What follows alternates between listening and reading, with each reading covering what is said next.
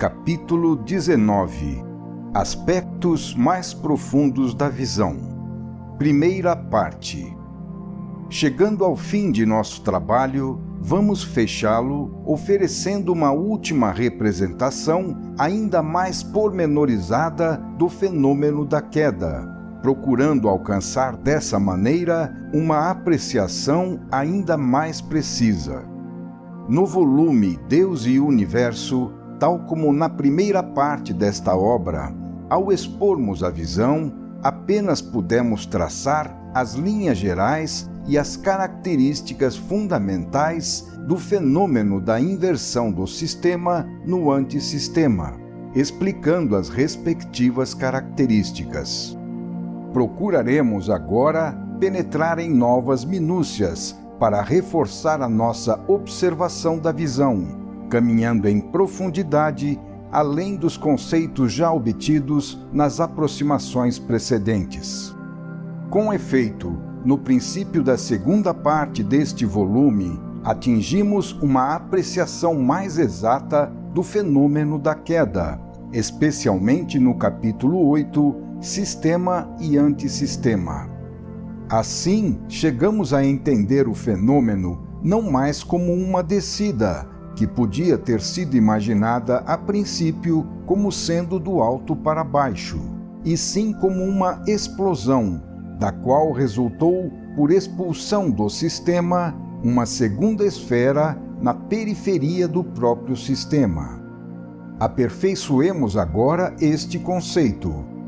Após havê-lo aprofundado, poderemos alcançar uma terceira representação do fenômeno da queda, para deixá-lo assim melhor formulado e analisado.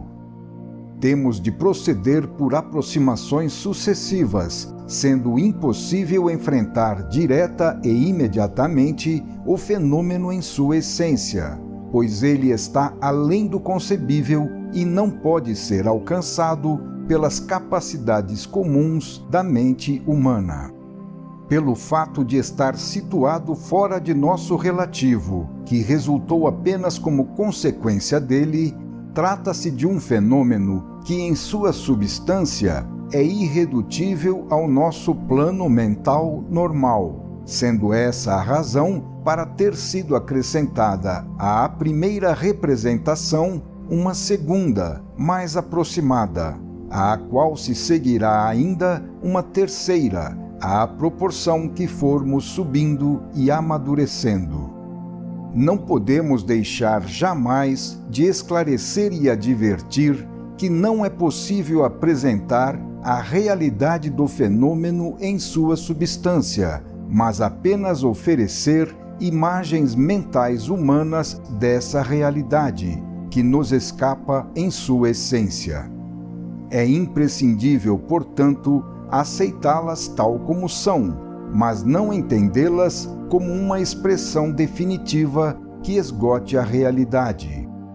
É compreensível e lógico que seja assim, porque um observador, situado no relativo, com todos os pontos de referência colocados apenas em si, não possui aqueles outros pontos necessários e totalmente diversos para se orientar no absoluto, nem os conceitos para compreendê-lo. Logicamente, para poder exprimir no relativo toda a realidade infinita contida no absoluto, seria necessário ter uma série correspondente e infinita de imagens e representações mentais. Só assim seria possível reproduzir todos os aspectos infinitos do fenômeno em nosso plano de existência. Nestas pesquisas, é preciso ter sempre em mente o conceito de limite, próprio de nosso universo. É preciso se contentar em ir superando as barreiras impostas por esse limite, que nos fecha no relativo. Por isso, vamos oferecendo aqui 3 imagens diferentes e sucessivas do fenômeno da queda, procurando uma aproximação gradual, cada vez maior, para compreendê-lo sempre melhor. As 3 representações são aceitáveis, porque cada uma delas é relativamente verdadeira e nos mostra um lado do fenômeno, colocando em evidência alguns aspectos verdadeiros da realidade. Trata-se de reduções que são isoladamente incompletas e que, justamente por isso, precisam se completar reciprocamente. Estamos nos esforçando para traduzir conceitos próprios de dimensões superiores nos termos da forma mental corrente, que é relativa e está fechada dentro dos limites das dimensões do seu concebível. Não temos outro meio para concebê-las senão imagens construídas em relação aos pontos de referência existentes em nossas dimensões espaciais, temporais e mentais. Não possuímos outro material conceitual nem outras palavras senão a linguagem humana para nos fazer compreender. É com esses meios que devemos exprimir o inexprimível e tornar concebível o inconcebível. Por isso, não quisemos nos exprimir neste volume com desenhos de imagens concretas, que tendem a induzir a erro, pois são confundidas com a realidade ou com uma representação na qual se resume toda a realidade, o que não é possível. Isso não significa que o leitor não possa fazer para si esquemas gráficos, pois todos os elementos para isso estão disponíveis. Caso sinta necessidade, ele poderá recorrer a esse auxílio representativo, utilizando-o como um meio para fixar as ideias, mas lhe atribuindo apenas o mesmo valor relativo que é dado aos símbolos na matemática. Temos de nos contentar com os meios verbais, que, por serem menos concretos, não fixam demasiadamente a ideia, imobilizando-a em formas definidas, como acontece nos contornos exatos de um desenho. O desenvolvimento da palavra pode nos dar uma expressão melhor com uma imagem em movimento, pois ao mesmo tempo em que aparece, já está se desenvolvendo numa imagem sucessiva. O movimento é o único modo pelo qual o relativo pode se aproximar do absoluto, perseguindo a sua imobilidade. A verdade em nosso universo, para os decaídos, só pode ser relativa e progressiva. Por isso, só podemos oferecer uma imagem relativa e progressiva da visão. Não é possível uma representação estática, mas apenas o desenvolvimento de uma representação que vai se desenvolvendo e se aperfeiçoando gradualmente. Era necessário que o leitor conhecesse o método de pensamento seguido por nós aqui, a técnica usada para exprimir os resultados da intuição, que permanece, como se pode ver, controlada em todos os seus momentos. Pudemos estabelecer assim o valor a ser dado a estas representações do fenômeno da queda, acrescentando, por fim, que mesmo na forma verbal progressiva usada aqui, elas ainda são apenas uma projeção plana da realidade contida na visão, que, portanto, só pode nos chegar diminuída ao se projetar em nossa dimensão conceitual. A nossa mente não sabe funcionar além dos limites do seu próprio ambiente, do qual ela é filha. Antes de passar a expor a terceira representação do fenômeno da queda, procuremos completar, em alguns aspectos novos, a segunda representação, já exposta no capítulo 8, Sistema e Antissistema. Voltemos ao princípio, retomando e desenvolvendo o conceito de criação, necessário para podermos compreender como os elementos rebeldes saíram do sistema, como eles foram expulsos ou projetados para fora da periferia do sistema e constituíram o antissistema. para que a representação não fique fechada numa afirmação absoluta, pela qual venha a ser depois impedida de qualquer movimento de desenvolvimento, e também para que se torne mais aceitável às mentes positivas, vamos expô-la na forma de uma hipótese aceitável por explicar muitos fatos, mas suscetível de aperfeiçoamentos posteriores. Já dissemos que a primeira criação consistiu numa transformação da esfera tudo uno Deus até o seu terceiro momento da Trindade, no qual a substância divina que a constituía passou do estado homogêneo a um estado diferenciado, orgânico e hierárquico. Ora, observando o fenômeno com maior exatidão, podemos conceber que essa criação tenha ocorrido não toda concomitantemente, no mesmo instante, mas sim em fases progressivas, por graus e em planos sucessivos, segundo os quais se teria propagado na esfera do sistema o impulso proveniente do centro, Deus. Observemos, no entanto, que a ideia de esfera é de natureza espacial e dá apenas uma ideia aproximada, não podendo fornecer toda a realidade. Mas isso é o melhor que podemos conseguir no momento para obter uma representação imaginável do fenômeno, razão pela qual a aceitamos. Para simplificar essa representação, exprimimos a esfera em sua projeção plana, como um círculo.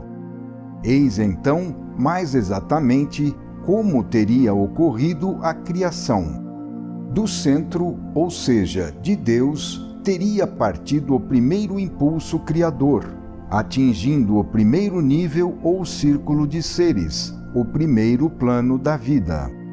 A seguir, Deus teria feito chegar esse seu impulso, por meio dos seres do primeiro círculo, a um segundo nível. Em seguida, por meio dos seres do primeiro e do segundo círculo, Deus fez chegar o impulso a um terceiro nível e assim sucessivamente.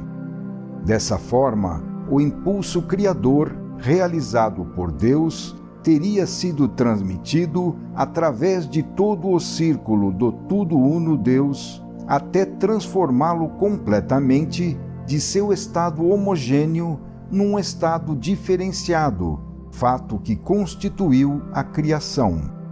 Isso significa, mais exatamente, que a propagação desse divino impulso criador teria produzido a transformação da substância do todo, de seu estado então homogêneo, em um novo estado diferenciado, constituído por individuações separadas, com as criaturas hierarquicamente organizadas por círculos em um sistema. Essa teria sido a técnica da criação, que agora nos aparece após um exame mais atento do fenômeno. O que teria nascido do nada, de um estado antes não existente, não podia ser a eterna e incriada substância de Deus, mas apenas a sua forma nova e atual, que se individualizou assim nas criaturas hierarquicamente organizadas em círculos concêntricos em torno de Deus. Esta representação do fenômeno nos permite ver imediatamente, com maior realce, uma característica importante. No próprio ato da criação, as criaturas, logo após seu nascimento, teriam sido chamadas a colaborar com Deus, para funcionar ativamente como seus instrumentos no sistema, como veículos de atuação de sua lei. Tudo isso confirma que o amor é o princípio dominante em Deus e no sistema.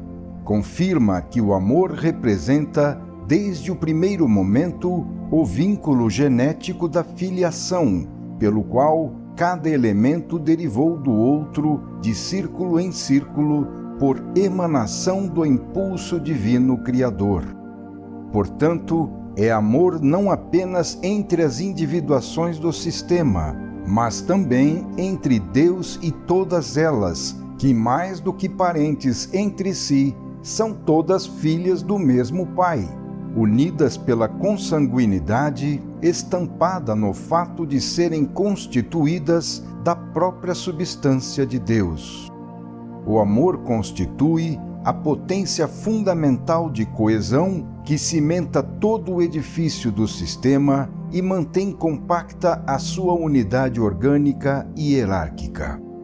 Essa coesão é mantida assim porque o impulso criador do amor, emanado de Deus, não só penetrou e transformou todo o círculo, mas também continua sempre a irradiá-lo de vida como o sangue que circula em nossas veias.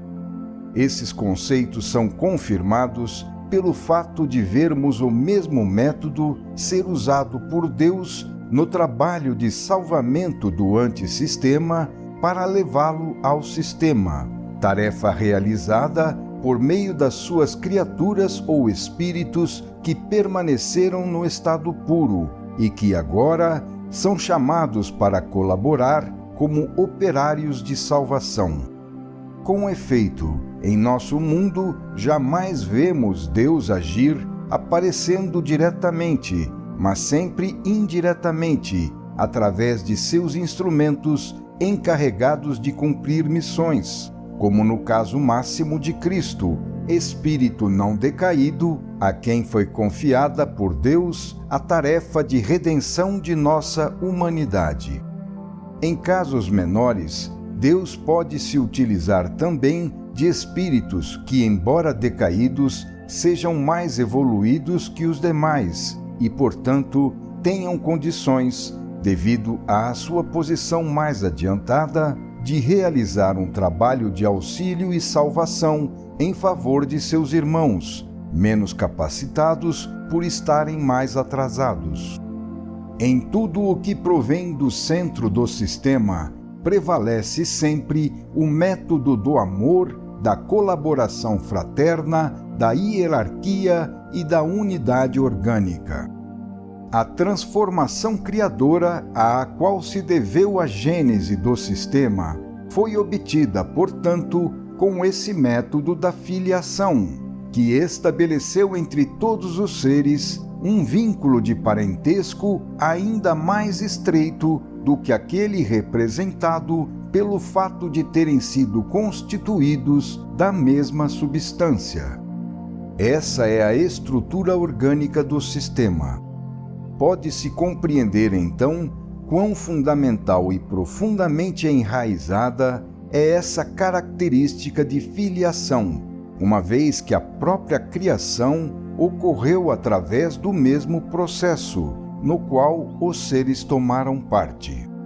Esse método de filiação recíproca constituiu o primeiro modelo, transmitido mais tarde ao nosso mundo para o desenvolvimento da reconstrução operada pela evolução, na continuação da vida de pai para filho, na multiplicação genética das sementes e no crescimento mediante ramificações de um único tronco.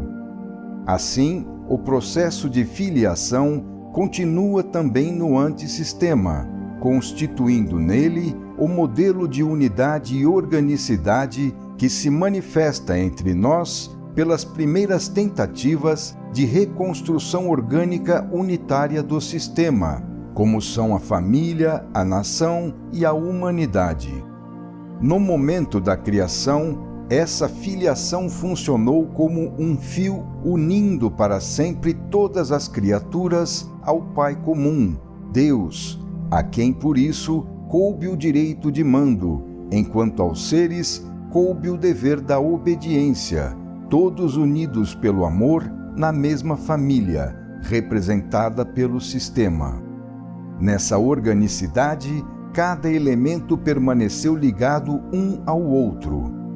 Desse modo, uma observação mais atenta nos mostra como se deu a criação, que deve ter sido o resultado de uma emanação progressiva do centro, Deus, para a periferia, numa realização gradual, transformando toda a substância de seu primitivo estado homogêneo naquele estado orgânico constituído pela criação.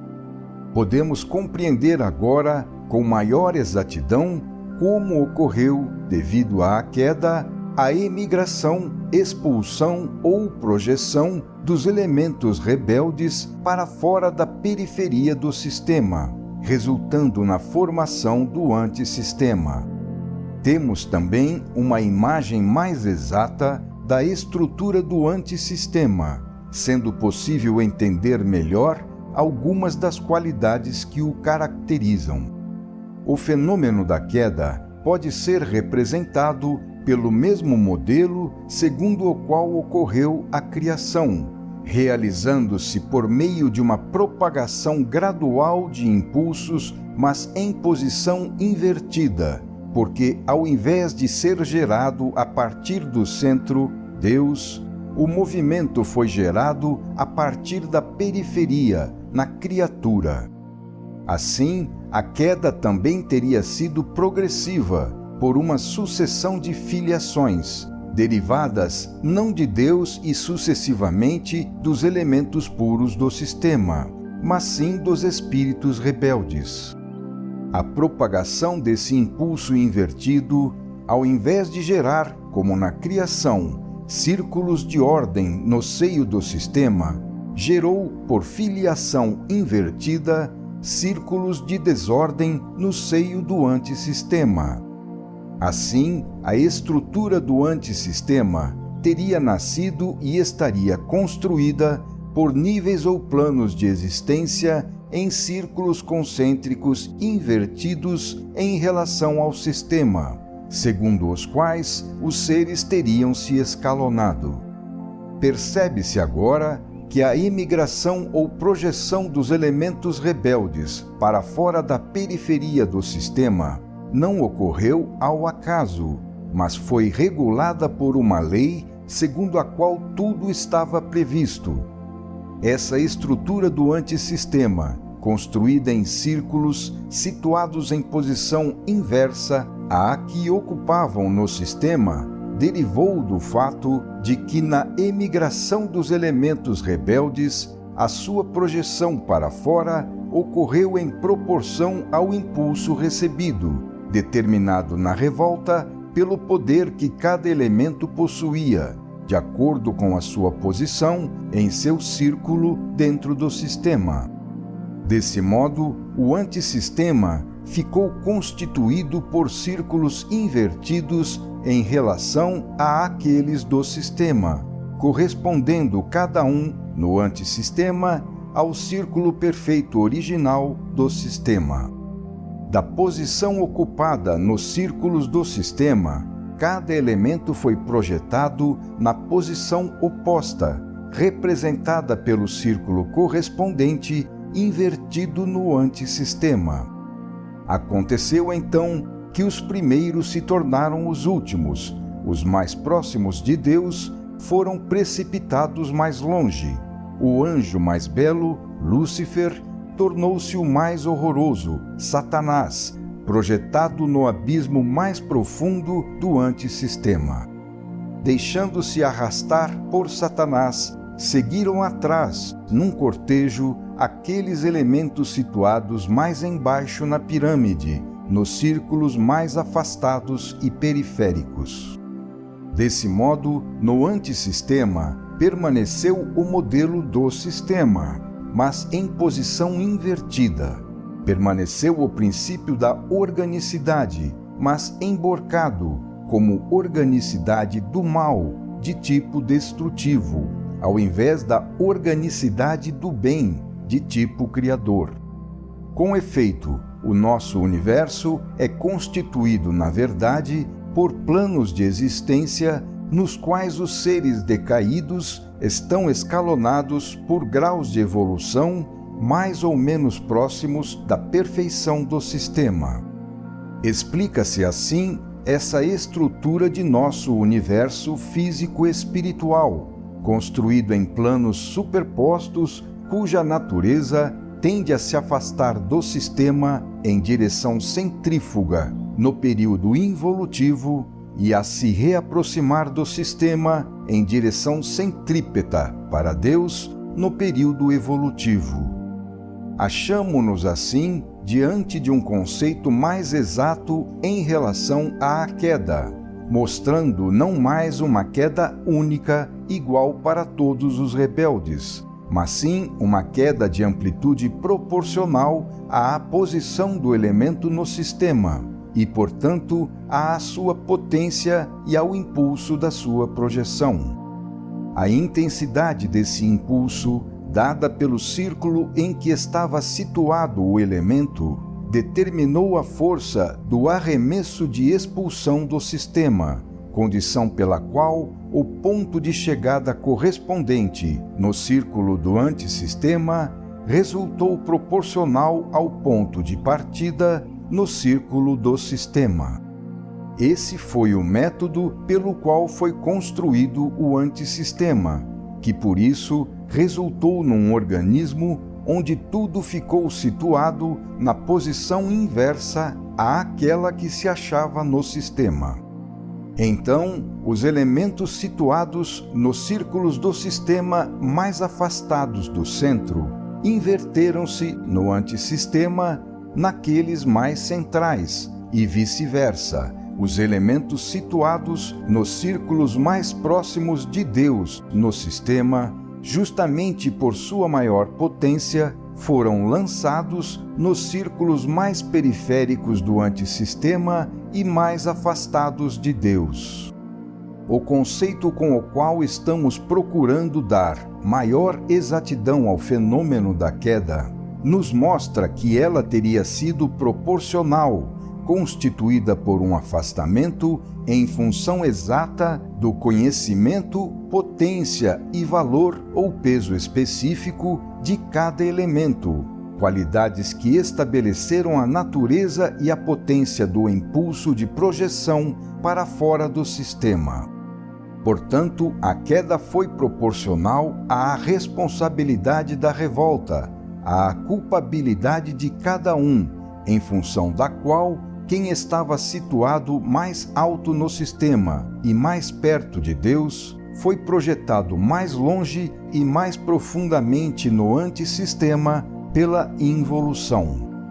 Os elementos menores, caindo de alturas menores, foram projetados para fora por impulsos menos potentes e, assim, aprofundaram-se menos na involução, permanecendo nos círculos mais altos do antissistema. Chega-se assim a um efeito proporcional à causa, a uma reação proporcional à ação, a uma queda proporcional à revolta. Então, para os maiores, sendo maior a queda, maior é o esforço da subida, porque mais longo é o caminho de regresso. Pode-se deduzir daí um fato importante. Os seres não teriam decaído todos até o estado de matéria, mas poderiam ter caído até círculos ou planos de existência mais altos, menos involuídos. Então, o plano no qual esses seres se encontraram naturalmente na queda, situado acima dos planos inferiores, deve ser atingido por meio do esforço evolutivo pelos elementos caídos mais embaixo. Desse modo, o trajeto evolutivo que cada ser deve percorrer para reentrar no sistema não é igual para todos, mas sim proporcional à profundidade que cada um alcançou com sua própria queda. Portanto, existe uma correspondência perfeita de justiça nas gradações da posição de origem, da culpabilidade, do nível de involução atingido e do trabalho evolutivo a ser realizado para alcançar a salvação.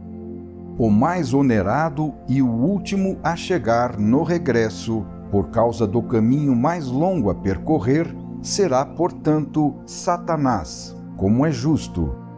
Na inversão, os primeiros tornaram-se os últimos, os quais, não obstante, também deverão chegar e ser salvos. Isto nos faz pensar num novo modo de conceber a evolução. Se em seus princípios gerais, conforme já foi explicado no capítulo 11, a visão diante da biologia, a evolução pode ser concebida como se constituísse um caminho ascensional único, progredindo para seu telefinalismo, podemos agora pensar que essa evolução tenha começado para cada ser de pontos diferentes ao longo desse caminho. Esses pontos onde cada ser caiu no antissistema teriam sido determinados pelos pontos de origem antes da queda, correspondentes ao respectivo círculo no sistema em que o ser foi criado e do qual, pela revolta, partiu o impulso para o antissistema. Justamente porque a queda constituiu uma exata inversão de posições, a criatura veio a se encontrar num círculo do antissistema oposto em relação ao círculo do sistema. Temos então uma série de posições distintas, exatamente das quais podia começar o caminho evolutivo do regresso, uma série de posições não casuais ou arbitrárias, mas sim pré-estabelecidas para cada ser no momento da criação. Foi deixada ao indivíduo a liberdade apenas de desobedecer e não de cair ao acaso ou onde ele quisesse, pois isso já estava pré-estabelecido pela amplitude da queda no caso do ser escolher o caminho da desobediência.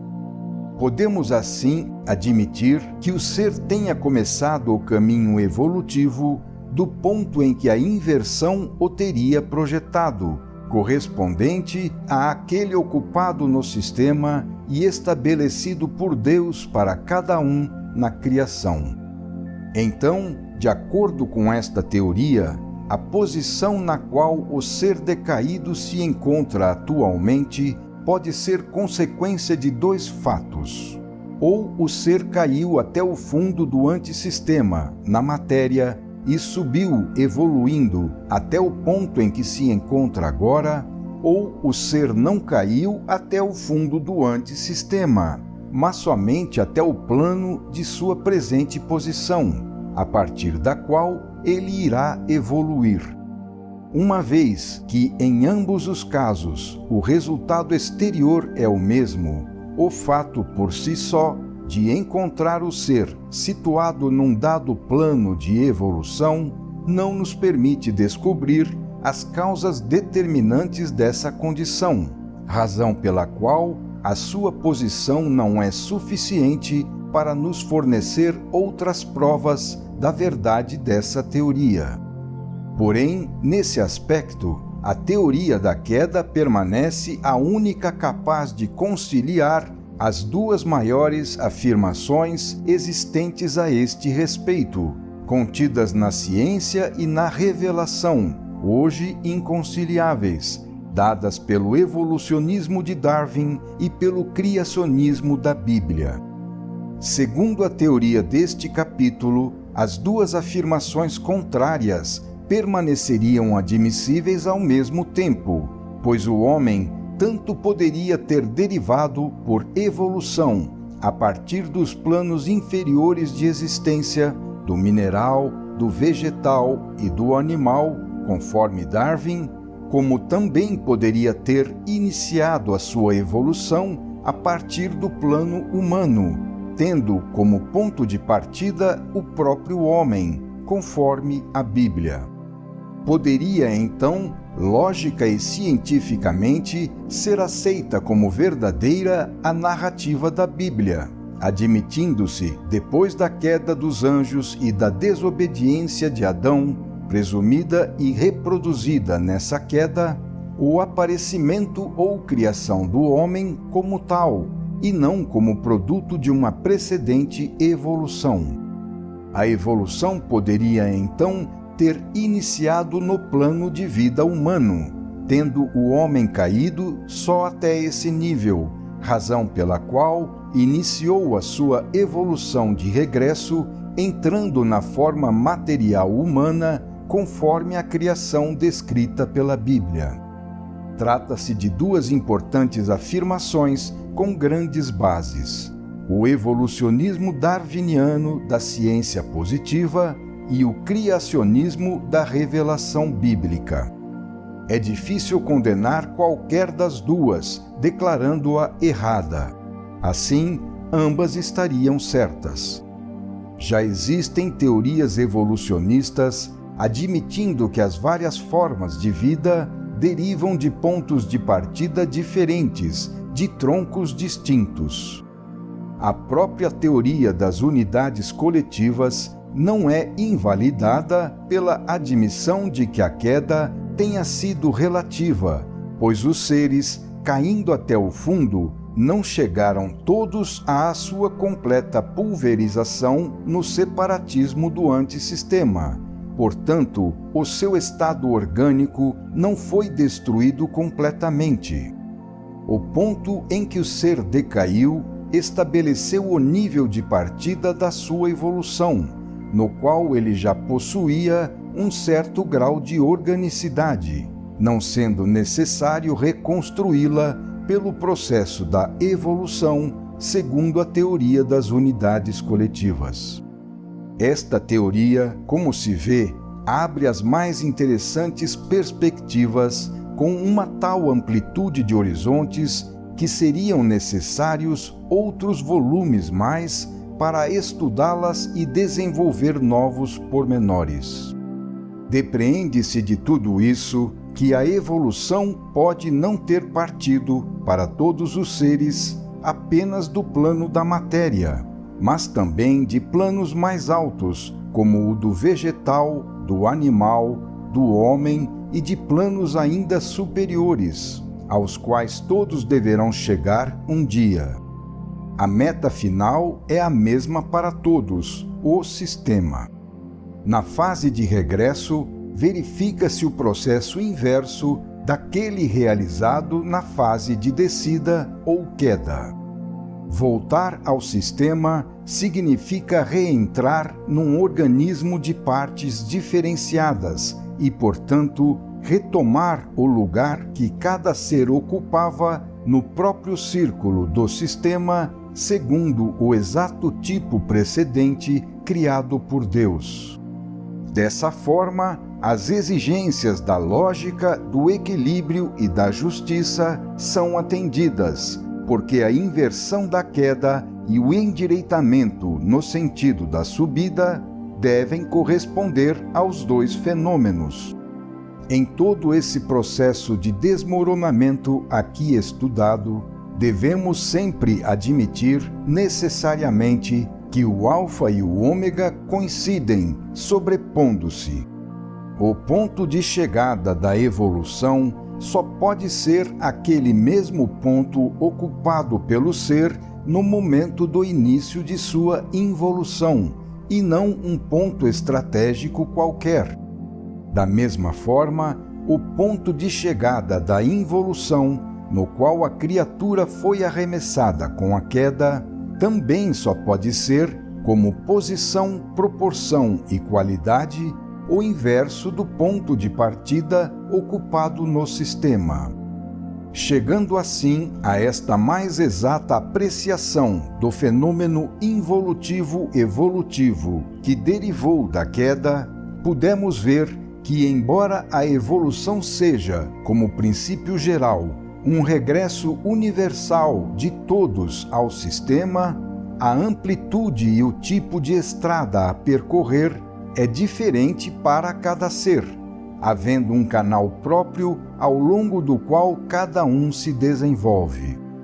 A criatura deve voltar ao grau de perfeição e conhecimento que possuía antes da revolta, tal como foi criada, porque só assim podem ser anulados os efeitos da revolta.